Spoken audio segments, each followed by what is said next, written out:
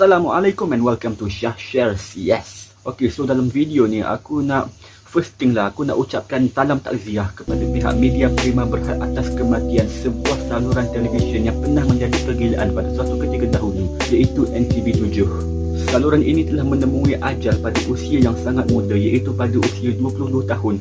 Hal ini membuktikan bahawa ajal kita boleh tiba pada bila-bila masa sahaja. Tak kisahlah manusia ke, objek ke, pokok ke, ini semua takdir yang tertulis. Oh, and by the way, takdir yang tertulis pun sudah ditakdirkan untuk ditamatkan pada malam yang sama NTV7 bersiaran buat kali terakhir, sebelum digantikan dengan program yang baharulah. The biggest question now is, apa penyebab kepada kematian saluran NTV7 yang pernah disegani suatu ketika dahulu? Tetapi sebelum aku pergi kepada penyebab kematian, aku nak pergi kepada sejarah macam mana NTV7 boleh dicipta. Okay, so NTV7 telah dilahirkan pada 7 April tahun 1998.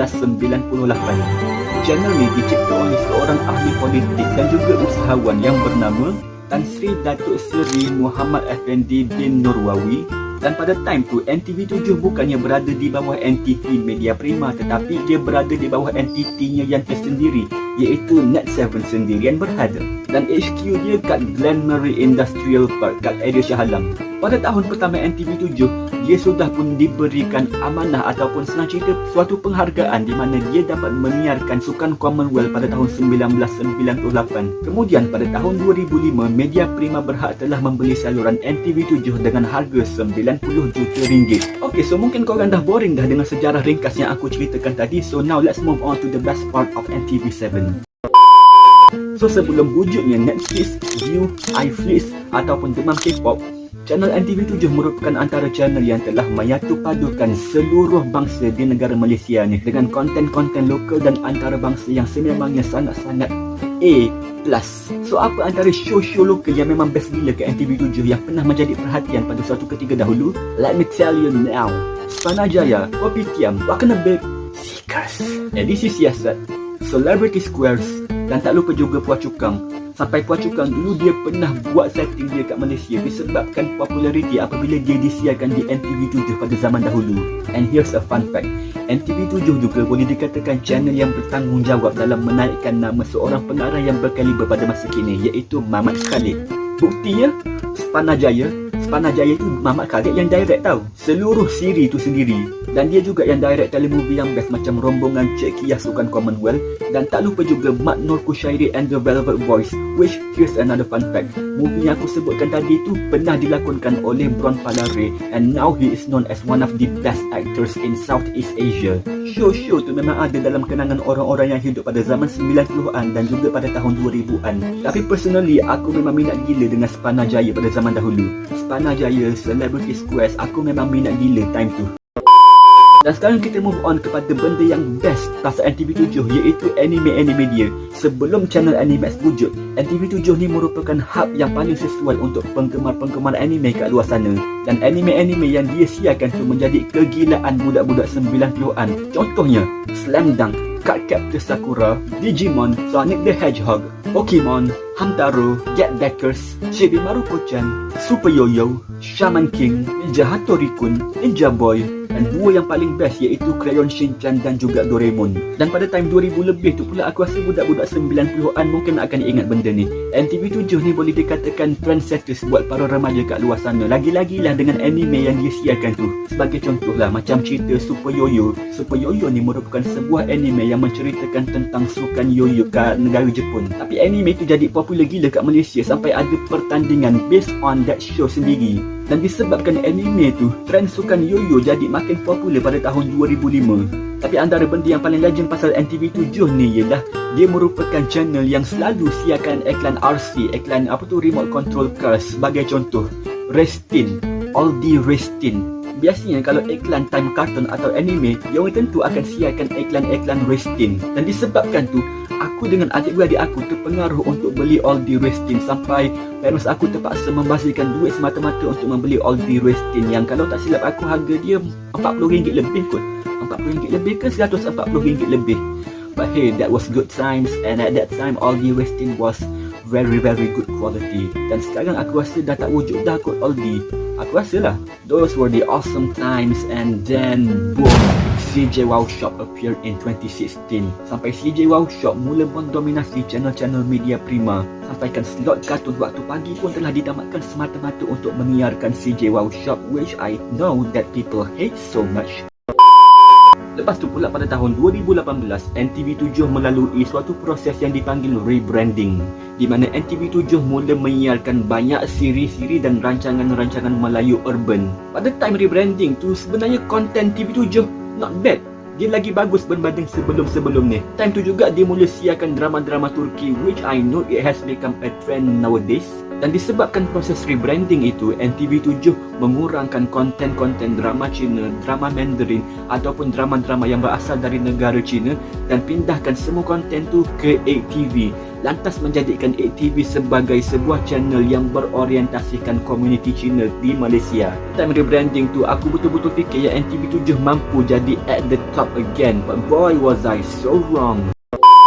Disebabkan proses rebranding tu, NTV7 mengalami masalah dari segi kewangan.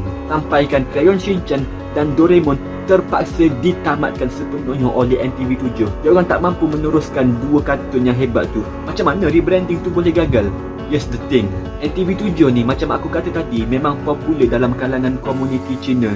Dan disebabkan proses rebranding yang dilalui pada tahun 2018 tu, NTV7 mula kehilangan tontonan oleh komuniti Cina. Komuniti Melayu pula, diorang seakan-akan tak tahu sangat pun pasal proses rebranding NTV7 ni. So they don't really watch NTV7 that much compared to TV3, which is the #1 television channel in Malaysia, I suppose.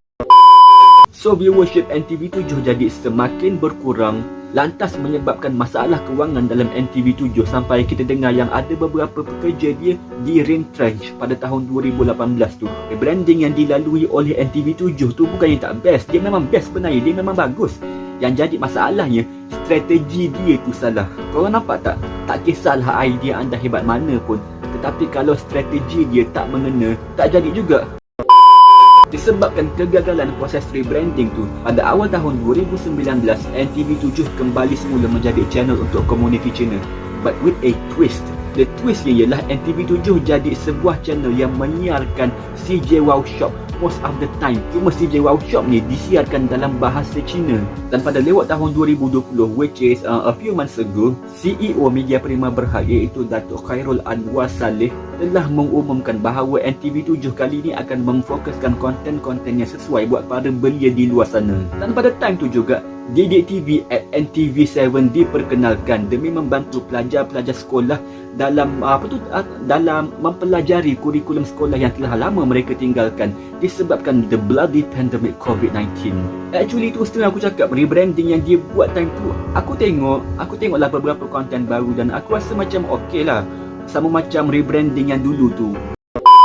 Dan pada 12 Februari 2021, Kementerian Pendidikan Malaysia ataupun KPM telah mengumumkan bahawa NTV7 bakal jadi sebuah channel yang akan memfokuskan kurikulum dan co-kurikulum buat pelajar-pelajar sekolah di Malaysia dengan nama baru iaitu Didik TV at KPM, which bermula pada 17 Februari 2021 dari 7 pagi hingga 12.30 malam. Dan terus aku cakap lah, Didik TV ni memang diperlukan sangat.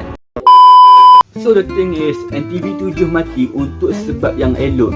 Dan kalau korang baca di Edge Market, NTV7 sebenarnya tak ditamatkan sepenuhnya. NTV7 masih lagi wujud, cumanya tim dia sekarang akan memfokuskan terhadap Didik TV at KPM, which I think is a really good intention. Aku tak tahulah apa yang akan terjadi pada NTV7 selepas ni sebab dari 2 ataupun 3 tahun lepas lagi NTV7 ni sebenarnya dah makin huru-hara. Dan benda yang aku risaunya, aku takut nanti TV9 akan melalui perkara sebegini juga dalam beberapa tahun akan datang, mungkin juga pada tahun akan datang, we don't know.